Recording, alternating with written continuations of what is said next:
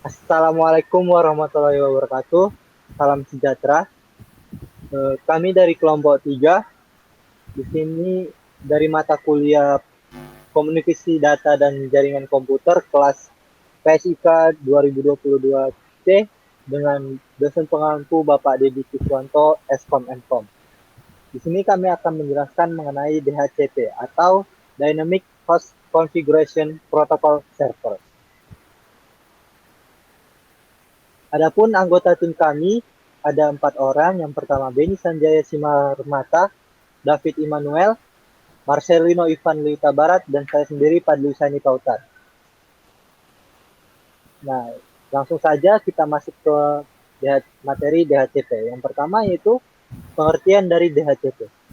DHCP atau Dynamic Host Configuration Protocol adalah protokol jaringan yang digunakan secara otomatis yang dapat digunakan untuk secara otomatis mendistribusikan alamat IP dan informasi konfigurasi jaringan lainnya kepada perangkat-perangkat yang terhubung ke jaringan tersebut.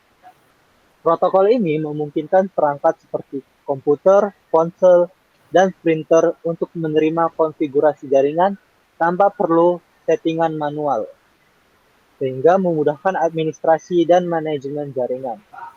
DHCP bekerja dengan memberikan alamat IP yang unik kepada setiap perangkat yang terhubung dan dapat mengelola alamat-alamat ini secara dinamis. Artinya, alamat IP dapat diberikan sementara dan diperbarui nantinya sesuai dengan kebutuhan. DHCP juga menyertakan informasi penting lainnya seperti subnet mask, default gateway, dan DNS server yang diperlukan perangkat untuk berkomunikasi di jaringan secara efektif. Baik, berikutnya akan dijelaskan oleh teman saya. Saya persilakan. Fungsi DHCP yang pertama yaitu pemberian alamat IP dinamis. DHCP secara otomatis memberikan alamat IP yang unik pada setiap perangkat yang terhubung ke jaringan, menghindari konflik alamat IP. Yang kedua, otomatisasi konfigurasi jaringan.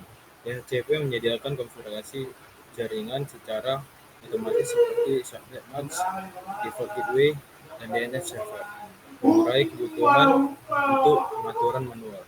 Yang ketiga, manajemen alamat IP. DHCP server mengelola dan melacak distribusi alamat IP dari rentang alamat yang telah ditentukan, memastikan penggunaan alamat IP yang efisien dan menghindari duplikasi. Yang keempat, pengurangan kesalahan konfigurasi. Dengan mengotomasi pemberian alamat IP dan informasi konfigurasi lainnya, DHCP mengurangi kemungkinan kesalahan manusia dalam memasukkan konfigurasi jaringan secara manual.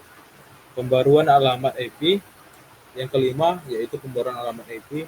DHCP memungkinkan pembaruan alamat IP yang dinamis, yang memungkinkan perangkat untuk mendapatkan alamat IP baru secara berkala atau ketika terhubung kembali ke jaringan.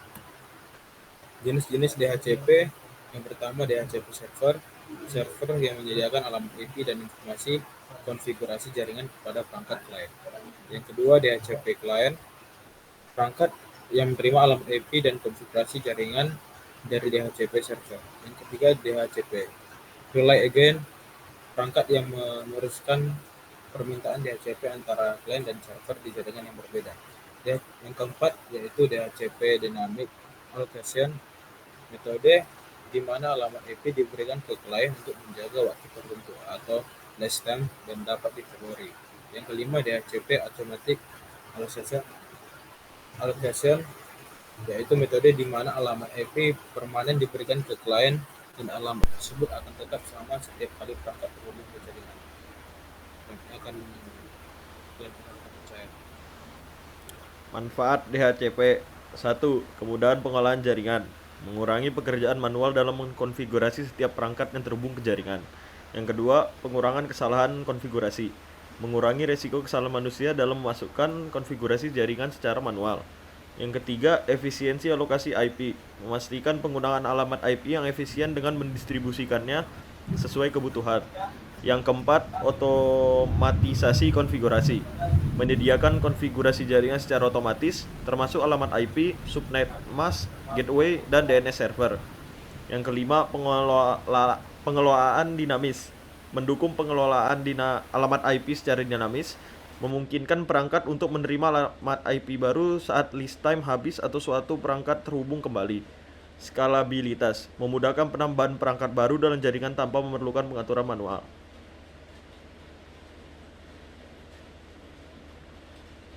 Kelebihan dan kekurangan DHCP. Kelebihan DHCP: 1. Kemudahan pengelolaan. Otomatis mengkonfigurasi alamat IP dan pengaturan jaringan lainnya, mengurangi beban kerja manual bagi administrator jaringan. Yang kedua, efisiensi alokasi IP. Memastikan penggunaan alamat IP yang efisien dengan mendistribusikannya sesuai kebutuhan dan mengelola list time. Yang ketiga, pengurangan kesalahan. Mengurangi resiko kesalahan manusia dalam pengaturan konfigurasi jaringan secara manual. Yang keempat, skalabilitas, memudahkan penambahan perangkat baru ke jaringan tanpa perlu pengaturan manual. Yang kelima, fleksibilitas dan mobilitas, mendukung perangkat yang berpindah-pindah antar jaringan atau segmen jaringan tanpa perlu konfigurasi ulang. Yang keenam, integrasi dengan DNS, memungkinkan pembaruan dinamis catatan DNS yang membantu dalam resolusi nama yang akurat. Selanjutnya dilanjutkan oleh teman saya. Berikutnya ada kekurangan DHCP. Yang pertama, ketergantungan pada server DHCP. Jika DHCP server mengalami kegagalan, perangkat mungkin tidak dapat memperoleh alamat IP dan konfigurasi jaringan. Kedua, keamanan. DHCP dapat rentan terhadap serangan seperti DHCP spoofing dan roach DHCP server yang jika tidak dilindungi dengan baik. Tiga, dikurangnya kontrol statis. Alamat IP yang dinamis dapat berubah, yang mungkin tidak diinginkan untuk perangkat yang memerlukan alamat IP tetap seperti server. 4. Kompleksitas konfigurasi untuk jaringan besar. Dalam jaringan yang sangat besar dan kompleks, pengaturan dan manajemen DHCP bisa menjadi rumit. 5. List time yang tidak tepat. List time yang terlalu pendek dapat menyebabkan frekuensi pembaruan yang tinggi. Sementara list time yang terlalu panjang dapat menyebabkan alamat IP tidak tersedia untuk perangkat lain. 6. Potensi konflik dengan konfigurasi statis.